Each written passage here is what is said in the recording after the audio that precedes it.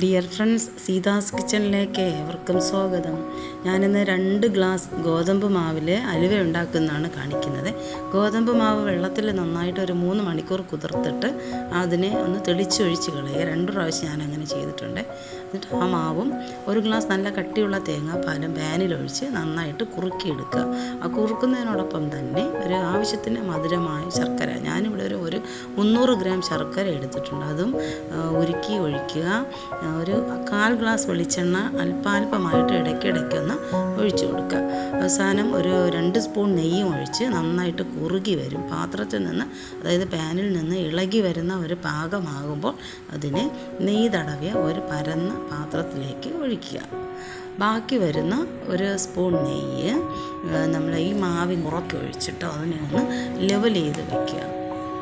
ഏകദേശം 3 മണിക്കൂറൊക്കെ ആകുമ്പോൾ തന്നെ ഇത് നന്നായിട്ടൊന്ന് തണുക്കും.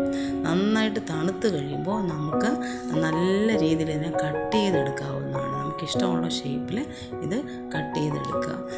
ശർക്കരയിലാണ് ഉണ്ടാക്കിയിരിക്കുന്നത്, അതുകൊണ്ട് തന്നെ നമുക്ക് ഹെൽത്തിയാണ്. കുട്ടികൾക്ക് ഉപയോഗിക്കാം, മുതിർന്നവർക്കും ഉപയോഗിക്കാം. മധുരം നമ്മുടെ ആവശ്യത്തിന് നമുക്ക് ആഡ് ചെയ്യാവുന്നതാണ്. നന്നായിട്ട് തണുക്കാൻ വയ്ക്കുക. എന്നിട്ട് അതിനെ കുഞ്ഞ് നല്ല സ്ക്വയർ പീസായിട്ട് നമുക്ക് കട്ട് ചെയ്തെടുക്കാം. കണ്ടോ, നല്ല സോഫ്റ്റാണ്.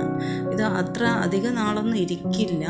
2 ദിവസമൊക്കെ നമുക്കിത് കഴിക്കാം, ഉപയോഗിക്കാവുന്നതാണ്, സൂക്ഷിക്കാവുന്നതാണ്. കേടുകൂടാതെ തന്നെ ഇരിക്കുന്നതാണ്. എന്തായാലും നല്ല ടേസ്റ്റിയാണ്.